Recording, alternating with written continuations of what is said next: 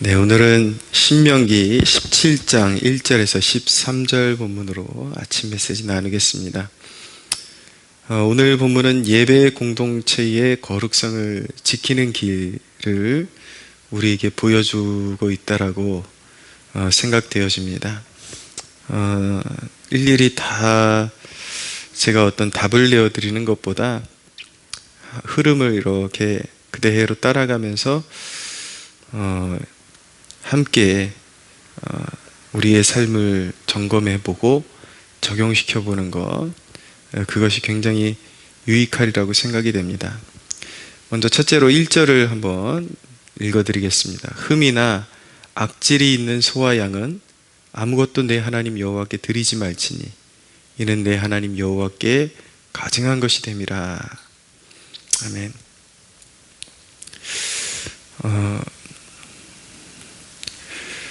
여러분, 하나님이 우리에게 이미 베풀어 주신 은혜, 그리고 앞으로 그리스도 안에서 우리에게 베풀어 주실 은혜, 이런 것들이 하나님의 본심이 담겨 있고 가장 진실하고 선한 것이고 가장 좋은 것이라면 우리가 하나님 앞에 마땅히 드려야 할 자세가 어떤 것인지 한번 묵상해 보기 원합니다. 여러모로 적용될 수가 있겠죠. 네. 하나님이 우리에게 주신 은혜는 명백히 가장 소중한 것을 주신 것이거든요. 그 아들을 주셨지 않습니까? 그분 자신을 우리에게 주셨습니다. 예배에 관한 태도 중에 여러모로 하나님 앞에 우리가 보여드릴 태도가 있지만 특별히 한번 생각해 볼 만한 문제는 우리의 그 봉사하는 태도, 그 시간을 지키는 문제에 대해서 한번 고민해 보았으면 좋겠습니다. 여러분들 인생에 중요한 의미를 부여한다고 생각되어지는 사람들과의 어떤 약속을 지키는 여러분들의 태도, 약속 시간을 지키는 태도와 여러분들에게 주어진 봉사의 시간에 여러분들은 얼마나 그 시간들을 소중히 여기면서 달려오고 있나, 그 일을 감당하고 있나 한번 생각해 보기 원합니다. 내게 어떤 유익을 줄 것 같은 그런 대상에 대해서는 그 어떤 대상에게보다 그런 시간이나 이런 것들을 철두철미하게 지키는 스타일인데, 유독 하나님의 것만은 어떻게 되겠지 하고 그냥 너무 소홀히 여기는 그런 태도라면 분명한 것은 하나님에 대한 우리가 보여드리는 태도, 거기에 걸맞는 은혜를 하나님도 우리에게 주실 것입니다. 자, 두 번째, 이제 공동체 내에 배교자가 나타났을 때 처리하는 문제에 대해서 보여주고 있는데, 이제 공동체 내에 하나님과의 그 언약을 어기고 다른 신들, 그리고 일월 성신에게 절하는 그런 존재들이 일어날 때에 그것을 자세히 조사해 보고 그 말이 사실이라면 그 남자나 그런 일을 행한 그 남자나 여자를 성문 밖으로 끌어내서 돌로 쳐서 죽이라라고 말씀합니다. 자, 이것이 이제 배교자가 나타났을 때에 일어나는 문제인데, 나타났을 때에 이제 처신할 그럴 이제 문제를 보여주고 있는 건데, 왜 이렇게 가혹하다시피 문제를 처리하도록 하나님께서 요구하시는 것일까요? 이제 우리 신약시대에는 이 교회 내에 배교자가 일어나는 문제에 대해서 처리하는 문제는 이렇게 사람을 죽이거나 이런 식으로 우리가 처리하지는 않지만 분명히 징계하고 분명히 교회 내에서 출교시키는 그 과정이 필요하죠. 어쨌든 간에 왜 그렇게 사랑의 공동체라고 말하면서 가혹하다시피 하는 그런 처신을 해야만 되는 것일까요? 그것은 그것을 제때에 처리하지 못하면 공동체 전체가 버려질 위험에 처하기 때문인 것입니다. 자, 오늘 이제 약속의 땅에 들어가기 전에 모세가 이제 약속의 땅에 들어가는 세대에게 들어가서 이렇게 하라고 지금 가르쳐 주고 있는 거잖아요. 하나님의 명을 받아서. 근데 정말 이 말씀이 의미심장한 것이, 이거 별거 아닌 게 아니다 라고 우리가 깨우쳐야 되는 것이 무엇이냐면, 이 말씀대로 지켜지지 않았기 때문에 훗날에 그 이스라엘 공동체가 완전히 그냥 우상숭배로 가득하게 돼서 결국 그것이 하나님의 진노를 불러와서 북이스라엘도 그렇게 망했고 결국은 남유다도 그렇게 망하는 신세가 되어버렸습니다. 그래서 에스겔서 8장에 보면은 나중에 강성해지고 많이 번성했던 그 유다 백성들이 이제 멸망할 수밖에 없었던 이유가 무엇이냐면, 그들의 영적인 상태를 하나님께서 에스겔에게 보여주세요. 예루살렘의 모습을 보여주시는데 거기에 질투의 우상이 서 있습니다. 이스라엘 장로들은 곤충과 가증한 짐승의 형상에 대고 예배를 하고, 이스라엘의 여인들은 담무스에게 경배를 했습니다. 심지어 성전 안뜰에는 태양신을 숭배하는 일들이 일어났죠. 그러니까 우상의 문제를, 한두 사람이 섬기던 우상의 문제를 그때 도려냈으면 괜찮은데, 그것을 눈 감아주고 묵과하고 그렇게 하다 보면은 그것이 온 이스라엘에 퍼져서 결국은 공동체 자체가, 민족 자체가 버려지는 그러한 일까지 이제 확산되어질 수 있다라는 것입니다.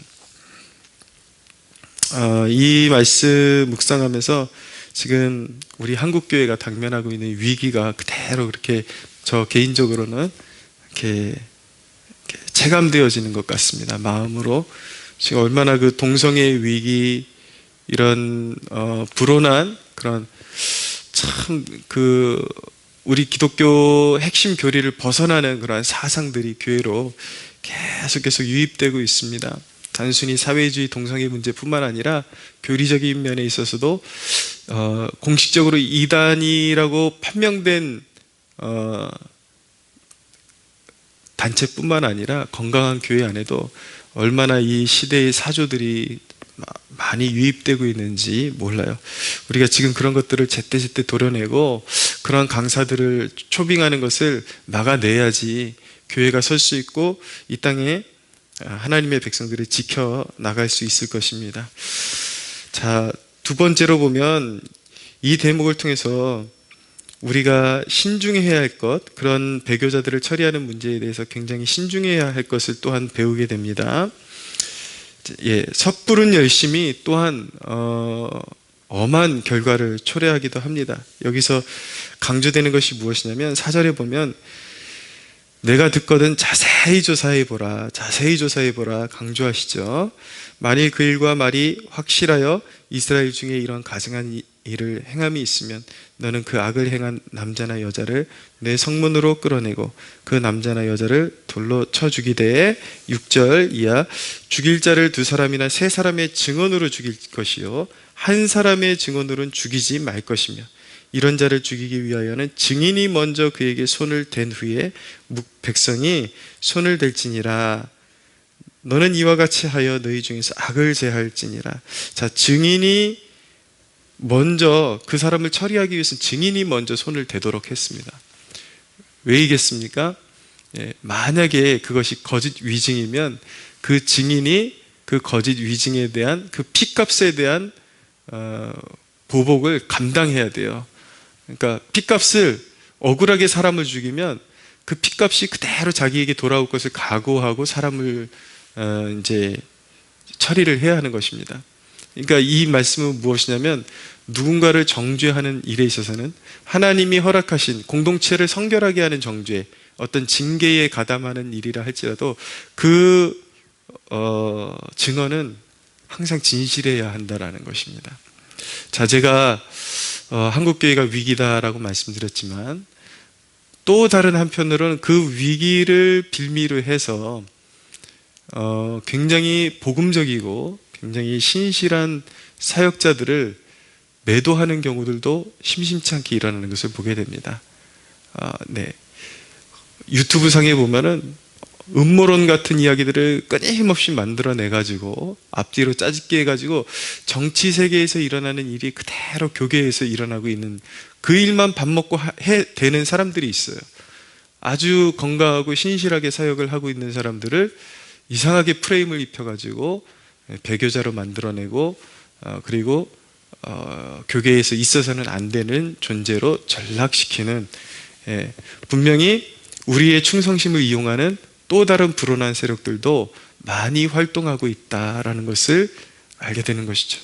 그러니까 우리가 누군가를 정죄할 때는 분명히 그 증언이 나의 증언으로 말미암아 어떤 한 사역자가 그 사역에 엄청난 그 희생을 치러야 되는 그런 상황이 된다 그러면 그 피값을 내가 치를 각오를 하고 증언을 해야 되는 것입니다. 근데 요 사이에는 너무 가벼워졌어요. 그냥 너무나도 영상이나 그냥 누가 만들어낸 그런 소식들 한두 가지 있으면 그거 서로 막 공유하면서 너무나도 신실한 사역자들을 죽이는 일도 서슴지 않는 그러한 일들을 보게 됩니다.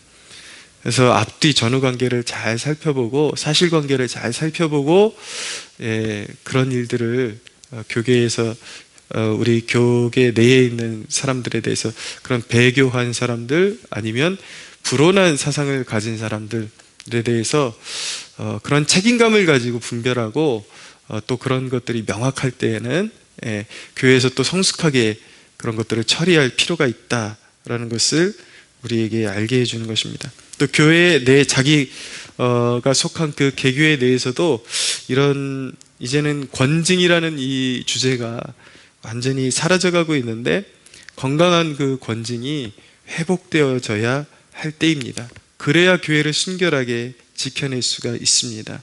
그래서 예수님께서도 마태복음 18장에 보면은 교회 내에서 공동체 내에서 그리스도인답지 않은 행동을 저지른 그런 죄악을 저지른 지체라 불리는 사람에 대해서 정죄할 때에 개인이 먼저 가서 설득하고 이를 자세히 알아보고 이제 거기서 돌이킬 것을 요구해보고 말을 듣지 않으면 두세 증인을 대동해서 가서 두세 증인의 증인에 의해서 확증되게 만들고 그러고도 말을 듣지 않으면 이제 교회에 대해서 공론화시켜서 그를 징계하라고, 그래서 이제 죄의 경중을 따져가지고 중한 죄에도 불구하고 듣지 않고 회개하지 않으면 출교시켜라, 이방인처럼 여겨라. 그래야 그 사람이 깨닫고 그 사람에게 만약에 은혜가 있으면 회개하는 역사도 일어날 수 있고, 아니면 그는 가짜였던 것이 밝혀진 것이니까 이제 교회에서 이제 출교시키도록 그렇게 명령을 하신 것이죠. 그런 모든 일에 있어서 신중하게 해야 한다. 정결하게 해야 되지만 신중하게 해야 된다라는 것을 강조하고 있는 것입니다.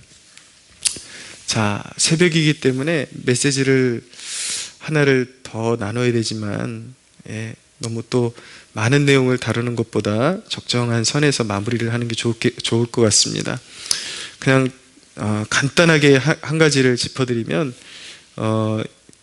그런 이스라엘 백성 안에서 어떤 판결을 해야 될 문제가 있으면은, 어려운 문제가 있으면 하나님이 정하신 제사장과 재판장에 가서 그가 이제 판결을 내린 대로 따르고 그 판결에 따르지 않는 자들을 또한 죽여서 이스라엘 중에서 악을 제하라라고 말씀하고 있는데, 그렇게 판결을 제대로 하려면 하나님의 정확한 율법의 기준을 가진 제사장들과 재판장들이 있어야 되겠죠.